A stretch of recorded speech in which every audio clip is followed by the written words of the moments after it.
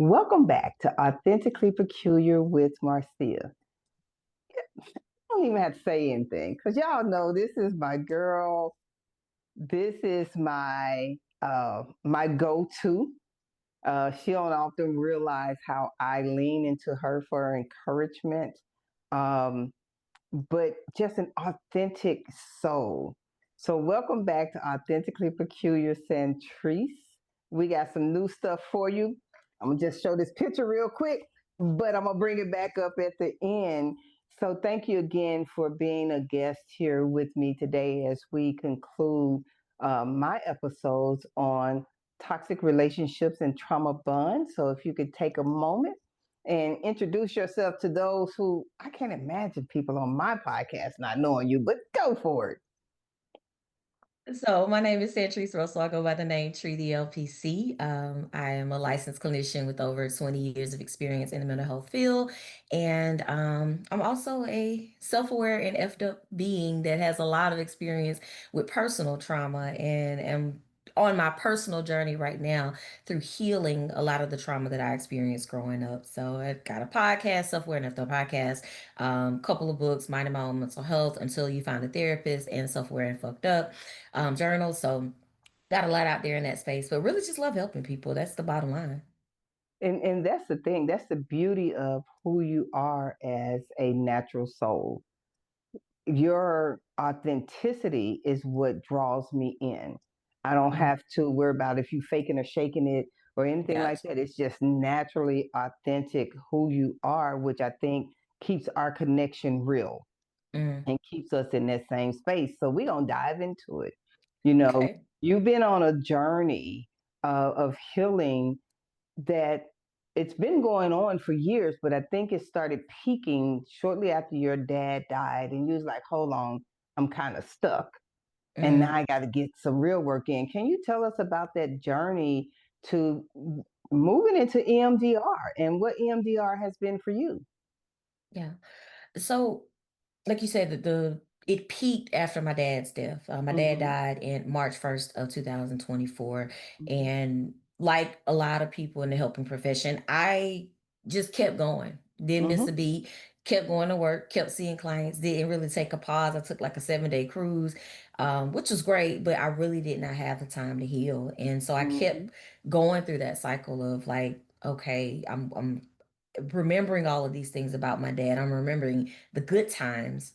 Mm-hmm. And I got stuck in the good times that I just got stuck in the anger and part of the depression stage of grief because I was just so angry about how he ended up leaving us. But Mm-hmm. then I pushed through because it was some petty stuff that happened, and I was like, okay, well, I'm good. I'm gonna just keep going. I ain't worried about that. Fuck that. So I'm sorry. I don't know if I can cuss. Listen, you know, you ain't got to apologize over here on this side. We don't do that. Because I want to make sure you keep your rating. But basically, some stuff happened with my sister and some family stuff. And I was like, you know what? Whatever. I'm going to just keep going. And I kept Mm-hmm. going. But what I Mm. didn't realize is all of the emotional stuff from him dying was still building up on me. So it was just like that bottle that you just keep filling and killing, you balling it up. And that's what I did. And so I Mm-hmm. just kept going through things. At the time, my wife was out of work for about 9 months, and so all of the Mm-hmm. financial things were on me, Mm-hmm. household things, and so things just started to build up and build up and build up, and Yeah. whatever. And so this is from March 2024 until April of 2025. That's Mm-hmm. when things finally hit me. Like you got to do something different because after your workshop, I think we talked a little bit about this on Self Aware and Mm-hmm. FL podcast. But after your workshop, I had an emotionally reactive episode where I went off. Like Mm. everything that I had been holding in for over a year, it just came out of me. It's like I Mm-hmm. told them women to open the floodgates, and that my floodgates opened that next day. And I was Mm-hmm. forced to face the fact that I had not healed in a lot of spaces. I thought I had Mm-hmm. healed. I thought I Mm-hmm. had addressed things, but I had not actually did the actual work. I cried a little bit with my therapist, but it really helped me to realize after one of my friends passed away, high school, college friend passed away, that I had an unhealthy relationship with how I process death and trauma. Say that one more time, because a lot of people don't understand you got to process death. So tell us a Mhm. little bit about that unhealthy relationship. Yeah. So it's just that I didn't deal with it. Mm-hmm. Like I feared Avoidance. death. Yeah, I feared death my whole life. I remember when I Mm-hmm. was like maybe 5 years old, one of my grandmother's friends passed away. He was older. My grandmother was older. She was raising me, my great grandmother. Mm-hmm. And I was terrified of death from a very young age. Like Mm-hmm. I was always, me and my grandmother slept in the same room, two twin beds. Well, I guess twin beds, whatever. I mean, characterize that. So we slept in the same room, and I'd be like looking over at her to make sure she was still breathing. I'm always going to check because I was so terrified of losing her. And I Mm-hmm. feel like honestly, her death is the only one that I actually processed. Okay. But when it comes to these other, life and losses, like when my dad, I didn't have time. I had 2 weeks technically to get my mind get together. Whereas like I feel like when you don't have the time to process the loss before it happens and Mm-hmm. you're just stuck with a sudden An immediate. loss, yes, Mm-hmm. it just to me the way your body and your brain processes the trauma after that type of loss is just you don't have the time because you got to do all the things. And so I didn't have the time and I didn't take the time, I think more Mm-hmm. importantly. And so But do we know how to take the time? Were we permitted to take the time? I mean, I think sometimes it's a choice. Sometimes it's not Okay. because you got a job that's only gonna let you get 3 bereavement days and you got to figure the rest out. But you also Mm-hmm. have the choice to take the time, in some settings. Sometimes we don't. I agree with that. Mm-hmm. I could have taken the time. I chose not to Mm-hmm. because I thought I was Superwoman. I thought that I was fine. And, I've gone through this before, but I never knew how to prepare for the loss of a parent. Never even Mm-hmm. thought about the loss of a parent. My dad Mm-hmm. was like, he was MacGyver. Nothing was going to happen to him ever. Right. And then he's ripped apart, ripped away from us Mm-hmm. so suddenly that I didn't have the time. And so going back to this year, that's when I realized I needed to do deeper work. That's when I Mm-hmm. needed to actually seek out support from someone outside of my normal talk therapist to actually dig in and go Mm-hmm. back and get to those touch tone memories, as she calls it in the EMDR framework, to get to the root of where Mm-hmm. all of this emotional distress and trauma started for me so that Mm-hmm. I can start to reprocess how it impacts my life. And we still in the early stages. So Mm-hmm. we ain't got that Mm-hmm. deep. But it is helpful because it forces me to confront things I run from. Yeah. Yeah. That avoidance is real because we try to numb the pain and the memory of a situation we don't want to remember that Mm, pain. And it's so important, like you said, in the touch tones and getting to the root cause. Trauma didn't wake up today. There's mm, always a root cause that you have to go back into to find out, where did my fear come from? mm, Right. And as you were talking about your grandmother, I'm imagining that your fear came from, she was my hero. She was mm. my caregiver. I can't lose her, because if I lose her, what's going to happen to me? Right. That's Yeah. that happened so early that you didn't realize that it had attached to your entire core of Mm, existence.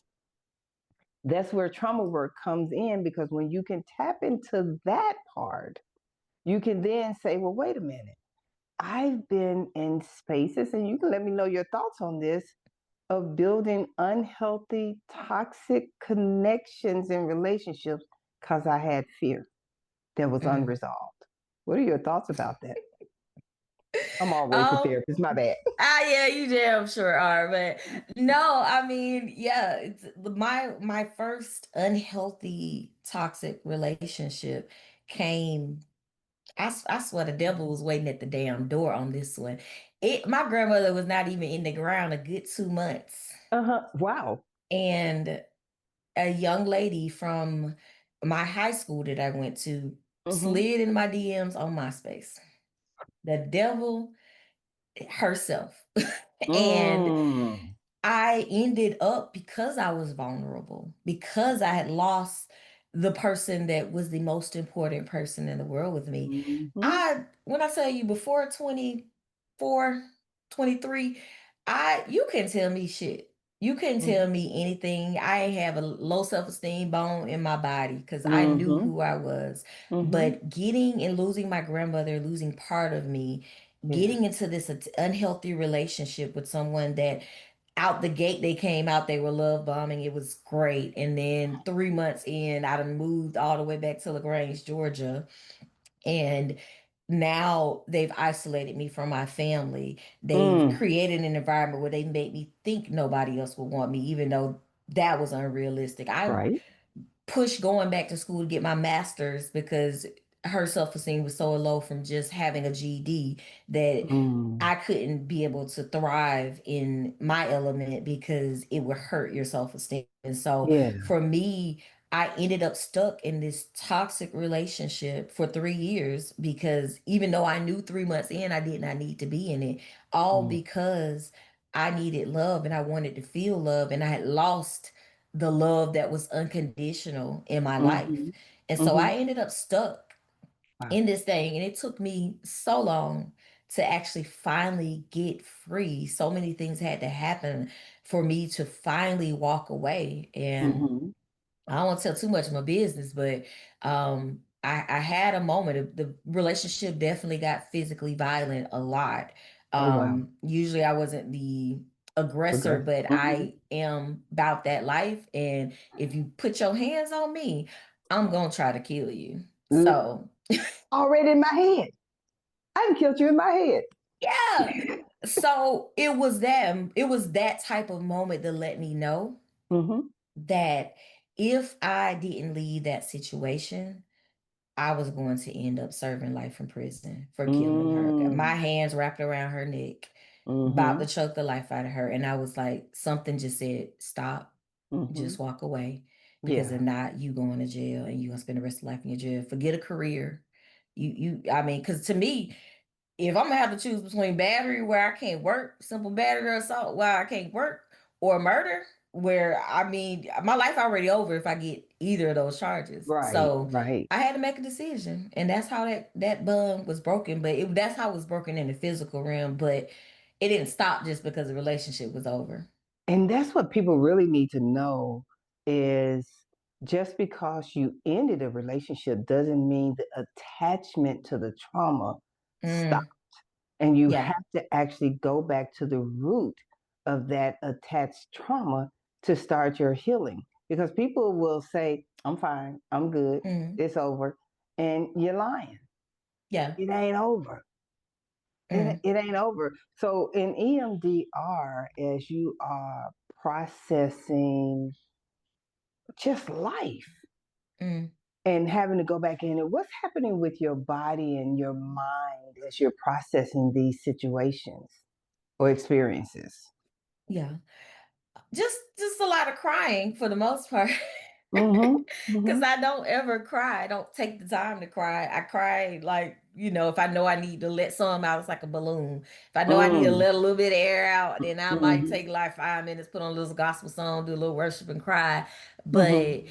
I it's really forcing me to sit with it. So it's Yeah. changing my dream life. Like I've been having the most crazy vivid dreams, and not just even the stuff that I'm processing. It's Mm-hmm. the other stuff, like relationship. I have a cousin that I haven't spoken with in several years, and I looked up to her as a kid. This was like Mm-hmm. my role model. I'm flying to San Mm-hmm. Diego every year or whatever for a week just to spend time, and I haven't talked to her. And this has been in my dreams. It's like all of those hidden things that I haven't dealt Mm-hmm. with are starting to come up for me in Mm-hmm. my mind. And it's a lot because it's like I'm trying to deal with this. How I'm supposed to deal with all of these other things that are going on that I haven't dealt with. But I started writing a letter last night, so we'll see where that goes. The beautiful thing of unlocking healing is it gives you the opportunity to see the other places that are unhealed. Mm, And in seeing those, you get to move closer to that authentic living that most people desire to be at because you're no longer avoiding or afraid to mm, even confront um, what that pain looks like, what that memory is like, or you're no longer afraid to reframe because Mm, after she takes you through all this deep diving, now we got to reframe even the idea of the pain and the trauma that you've gone through. So as you're healing, I spoke with a client earlier who said, I don't know if I can do this and help other people because I'm unhealed. And I was just like, so what your healing got to do with you helping other people? I'm a little confused. And she said, what do you mean? I said, if your anointing and appointment is to heal, that's not based on you being healed. Your healing is going to help you catapult information for them to be a guide. But mm. they can't wait on your healing for them to be healed. What are your thoughts about that? Because you're a therapist, so you got to help folks. Yeah, I mean, to me, it's those unhealed parts of me that help me understand people and where they are. So for me, I think we may have talked about this in on a previous episode we did on the Self-Aware and Effed Up podcast, but right after my dad passed away, one of the first referrals I got from one of my um contracts was a young lady who had just lost her father around the same time Mm, that I had lost my dad. And it just kind of, to me, it humanized my experience because I know that it's real, but seeing someone else and having to help them while I was trying to help me, mm-hmm. it was cathartic. It was Yeah, really healing because it's like I know. It ain't like I can't imagine. Like I know what you must be feeling. Not all of it, because our relationship dynamics are the, but I know what it's like to lose a right. parent. And I used to I was so mad because I was like, sometimes I feel like God moves things in our lives Mm-hmm. so that we can be able to help other people. And I would hate to think like, oh, God allowed me to lose my dad so that I would know what it felt like when this person came. But I did have a client I had been working with for years, and we knew her mom was passing. My dad hadn't even been sick, and Mm-hmm. I've been That's working gonna with be her mess for you up. years, and you've Mm-hmm. had time to process this. And my dad died before you, and your mom died, and now I'm trying to help you through this because I just went through this a couple of months ago or Mm-hmm. whatever. So I believe things happen for a reason, but I also don't like that because it's like, did that happen because of that? Like, did I need to really know how that felt in order for me to Mm-hmm. help people? I don't think we necessarily need it. But for Right. me, I think sometimes knowing what someone's experience is because you've had it helps you be a better therapist. And it does, we can't discount our humanism. Mm, We can't control nuances like someone's passing when they're going to pass and things of that nature. The only thing we get is how can I process it in this now? And I mm. want to say to the audience, y'all stop thinking that therapists don't go through nothing. Listen, we be fighting for our life like y'all fighting for y'all life. So For don't real. don't think that we're running around. I mean, and I want to talk about this a little bit, because we do put that superhero cape on, and I know our clients think that we got some superhero magic, but nah, we just human. So Mm. when you are in that super word, thank God you're released from that, the superhero mode. How do you think that hindered your processing of toxic relationships or even trauma bonds? Yeah. The super part of it, I think, because I feel like I can be everything to other people. And I have to be the person that kind of saves the day, even in toxic relationships that I have with family members. Like I Mm-hmm. still feel an obligation to show Mm, up for the people who don't show up for me. mm-hmm. And I think that that has been the biggest part of it. And I'm in this stage right now where if I don't want to do it, I'm not doing it. I don't care. You can be my favorite cousin, that's fine. But if you don't show up for me, I'm not showing up for you because I feel like we all have these connections, and I Mm-hmm. think that I'm in that stage where reciprocity is a requirement now. It's Come not on. it's not optional. Either we mutually show up or I'm not continuing to show up or whatever. And so for so many years though, I felt like, oh, well, I'm the big sister, so I gotta do this, or I'm the big cousin, I gotta do this But Exactly. hell, where my big cousins at? Where my Come, big sisters man, at? listen. So I was just like, I'm tired. I got tired of being that and always having to be the one that was put together. Like even Yeah, going through the situation with my dad's death, like, feeling like I needed to be the strong one. yeah. That's I such a didn't need that. burden. Yeah. That's such a burden. I often tell the story about, and I think when you and I talked about this, that I was coming down the stairs one day and I looked up and I said to my parents, "Y'all lied to me." Of course, I'm Mm, talking to them in the spirit, and it yes. was like, "I would lie to you. Y'all told me that I was my sibling's keeper, but y'all didn't tell them that they were Mm, supposed to keep me." And these unreciprocated relationships, they don't sit well in my soul no more. mm, And at all. I'm at a point now, like you, I just been going through the Rolodex. People that I've supported, unsubscribe. When I know that they not, Mm, I don't. You don't need to follow me. I don't even care what you see. So I'm yeah. unsubscribing. I'm disconnecting calls and stuff because that's energy transference. And when you're Mm. trying to be everything to everybody in superhero form, kryptonite gonna come and catch up with It will. It will. And it definitely caught me real you. hard, Mm-hmm. because my thing is, everybody goes through challenges in relationships and all of that thing or whatever. But when those things start to impact my household, Mm-hmm. that's when I, have to do something because, Mm-hmm. like my wife, our connection, we've had challenges over the years, but we've gotten to a much better place. And so when those old things from my past started to creep up and it caused me to act the damn fool and almost lose my wife, yeah, that was like, yeah, y'all, some of y'all got to go. I gotta really just focus on me. Mm-hmm.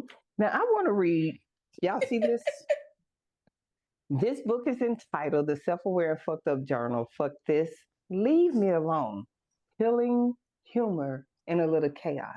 I want to read something that you wrote that jumped off the page. Actually, two parts that jumped off the page at me. That was like, yeah, you got to embrace the fucked up shit. It says in this chapter, we stop pretending that I'm Mm, fine. Means anything other than I'm barely holding it together and also out of snacks. And embrace the fucked up shit, we're stripping away the performative self care and diving into the gritty, uncomfortable, beautifully raw mess of what it actually means to be human. And it says much more, but I'm gonna jump to the second page. It says, healing is cute until you're crying in your car over something that happened in 2013. What made you put that in this journal? I mean, it's just so true. Like we think we moved on and we think we've arrived. I thought I've arrived. Mm-hmm. Mm-hmm. But we don't realize that some of those things we just kept going. We really didn't Right. stop to take the time to heal. Like for me, it would have been 2016 because Yeah. that was Yeah. a very pivotal moment in my life and things that I go back to. Mm-hmm. But I think that so many times we are just stuck. Mm-hmm. We just stuck in the now, but we haven't really dealt with the past. And so Exactly. sometimes we gotta go back and we gotta assess what was I supposed to learn from this? How was Mm. this supposed to help me Mm-hmm. become the person that I am now?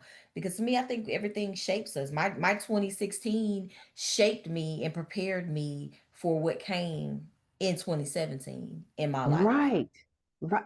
Man, listen, I was watching the Den of Kings podcast Mm. with Kirk Franklin, and Okay. Tyler Perry and some other people were there. And someone asked Tyler the question about life failures. And he Mm, responded, I don't have any life failures. I only have life lessons. mm, And that hit me in my chest because we can go through life and think, I failed in this, I failed in this, I'm not good enough for that, and all those kind of things that's associated with trauma attachments and toxic bonds. And to hear it all was just a lesson. So to hear you say that, I had to learn from this. mm, This wasn't, it almost took me out.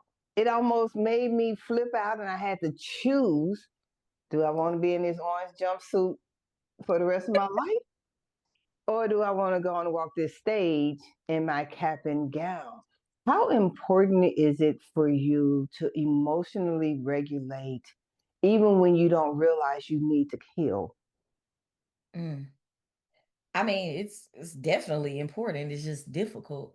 And when you Mm, are used to responding a certain way. mm-hmm. For me, it is it's always going back to that thought of, what if I do this, what are the consequences? Like, I Yeah. always have to take that pause, because my natural response is anger and do what I need to do, because Mm-hmm. I'm from the hood. It is what it is. I don't do disrespect.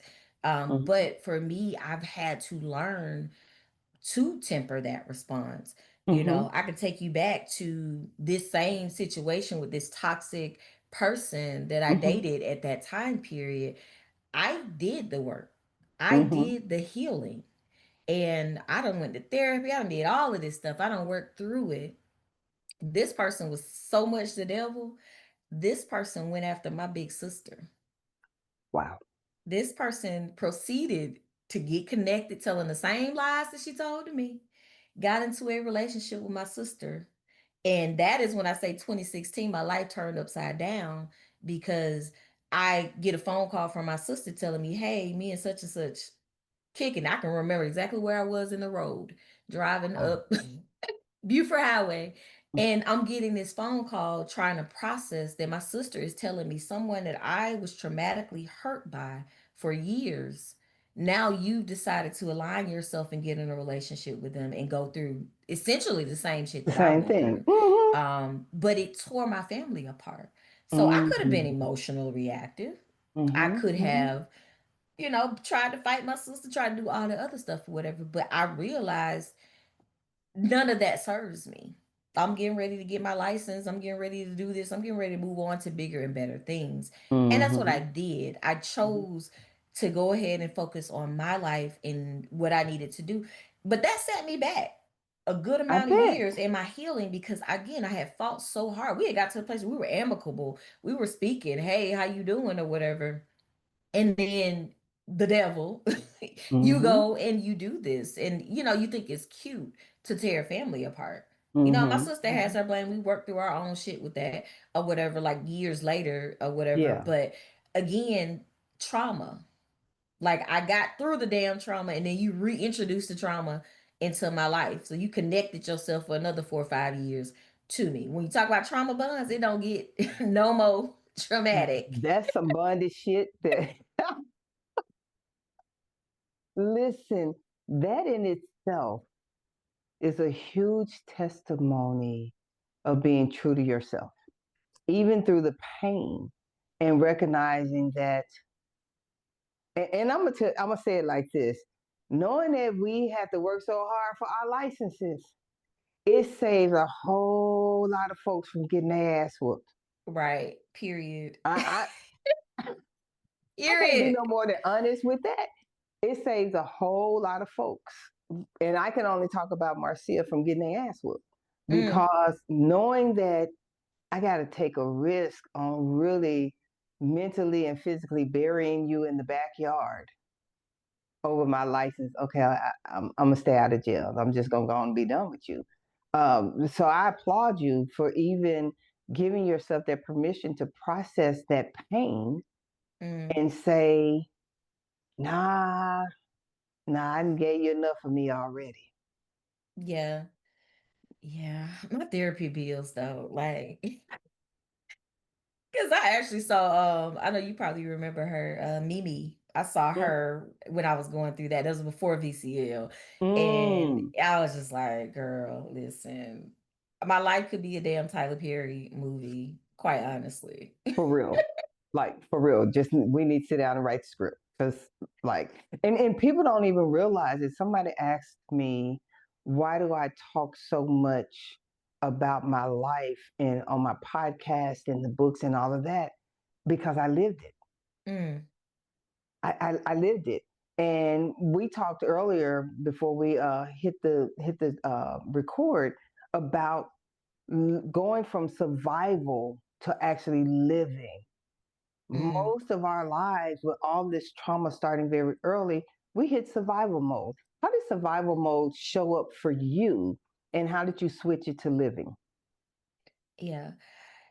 I mean, the survival piece, that just straight out of college, man. I literally, first job, kids piece, $9.37 an hour, trying to have an apartment, car note, shit didn't work. Car got repossessed. Our life was just lifing. Mm-hmm, And trying to figure out how to make money with a bachelor's degree in psychology, because I mean they don't tell you how. They just say, here's your degree.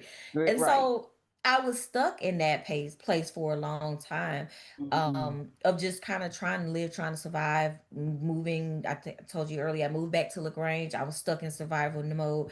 But something happened on my 27th birthday. This was Okay. after I broke free from this traumatic relationship. And I just Mm-hmm. decided, that I was not going to live the rest of my life stuck in that traumatic experience or stuck in that place in life. And so that's when I started traveling every year. That's when I started Mm-hmm. making sure that, I celebrate my birthday the way that I want to celebrate it.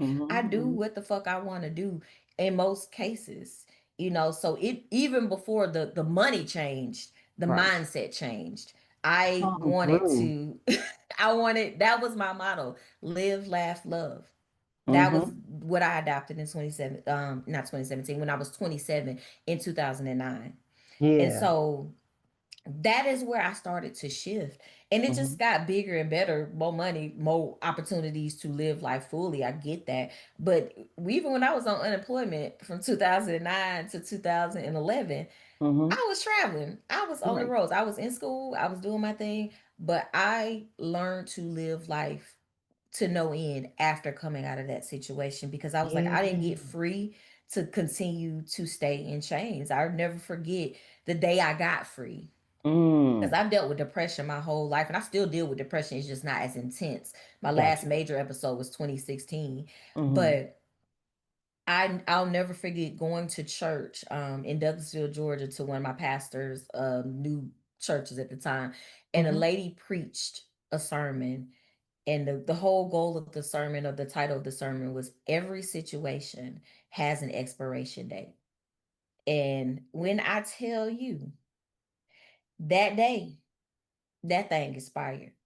And I Yeah. decided that I was not going to live my life in that. So that's where I started to transition. It took a couple of months to put it in action. But my Mm-hmm. Mm-hmm. 27th birthday, I got this little butterfly tattoo, metamorphosis, right here, to remind me every single day that you have changed. You are in a different space, and you can choose to live life on your own terms. And that's And you where don't I've have been. to stay stuck. You You don't. don't have to stay stuck in your trauma. Your trauma, in my perspective, was Mm, here to teach you some lessons, to build your endurance, and to give you the permission to live. mm, That's the reframing for trauma that I usually give to clients, because we know trauma happened. We know right. these experiences happen, but we don't have to stay stuck in it. See the lessons, own what those lessons need to be, and then get the hell on. Because Yeah. that's the bottom line. Your freedom is associated with no longer giving the person that traumatized you or coerced you into toxic relationships any more power, taking it Mm, back, putting it back in your hand. Do you feel like, and this is my last question because I know we got stuff to go on, but do you feel like getting your power back from that one message, your situation has an expiration date, mm. changed you to the point where you can now live again? Absolutely. That That's what's up. that thing was that thing was deep. It was like Mm-hmm. it hit deep in the spirit. And Yeah. it's something that I've lived with. The anniversary date's coming up next month of that. But Mm-hmm. it hit. Mm-hmm. I don't know what God, he must have knew I was coming and Of needed that course. message, because sometimes he Mm-hmm. just orchestrates things so perfectly for us. And I feel like Listen, that was it for me. but you were open too. You were open. You didn't even realize that you were open. You just knew I had to Mm, get here mm, because sometimes we could be so closed that we can miss a word that's for us. But yeah, once you said, I'm free, and you went to a place and the message was right there for you, it was right on time because you yeah, were open. yeah. That's the thing about healing. You got to be open to healing. If you had not been open to the desire of healing, you wouldn't have went to EMDR. You would have stayed in talk therapy. Mm, Because talk therapy did, you know what it does? It made you cry a little bit, made you address some things, but it wasn't deep diving. yeah. So I'm so proud of you and this journey that you are on for your best self. I love seeing the work that's happening through you and for Mm. you because you made the choice. What message would you tell the audience about choosing healing for themselves? Always remember that you have to be at the top of your priority list. You have to be the top priority because if you don't take care of yourself, if you don't fill your own cup, none of the other shit is going to matter. None of it is going to matter. So tell the people, I just need y'all, first of all, y'all need to go out there and get this journal because I'm telling you, I am telling you, it is such a deep dive into trauma until healing, because we all fucked up. Mm, That's just what our reality is. We are all fucked up, and we need to address where our fucked upness is. But this is going to help you to really start putting pen to paper. But tell people how to get that one, how to get minding your own mental health until you get a therapist, where to find the self-aware and effed up podcast. Just tell them how to get in contact with you, Tree the LPC. Alrighty. So you guys can follow me on all social media platforms under the handle at Tree the LPC. But if you want to grab this journal, you can visit mindingmyownmentalhealth.com or you can visit uniquedestiny.org. You can get all of the information about all of everything that I do from those two websites. Thank you so much again for blessing Authentically Peculiar with Marcia, being a guest. I look forward to all the things that we're going to work on in the future. Mm, I look forward to how we constantly support one another. So thank you. You know, I ain't gonna make you do too much blushing because you don't be liking that you kind of know, stuff. So at I'm gonna all. go to I'm Wrap gonna it go to up. wrap it up. So catch this episode and all other episodes on Sundays at 8 a.m. on YouTube, Spotify, and Amazon. Authentically Peculiar with Marcia. If you're not following Tree the LPC, I highly encourage you to go to every platform, check it out, follow, subscribe, like, leave her a comment, and then go buy her stuff. Get you a t-shirt too. Minding my own mental health. Yeah. All right, y'all take good care. We'll see you on the next episode of Authentically Peculiar with Marcia. Stay focused, stay authentic, and always be peculiar.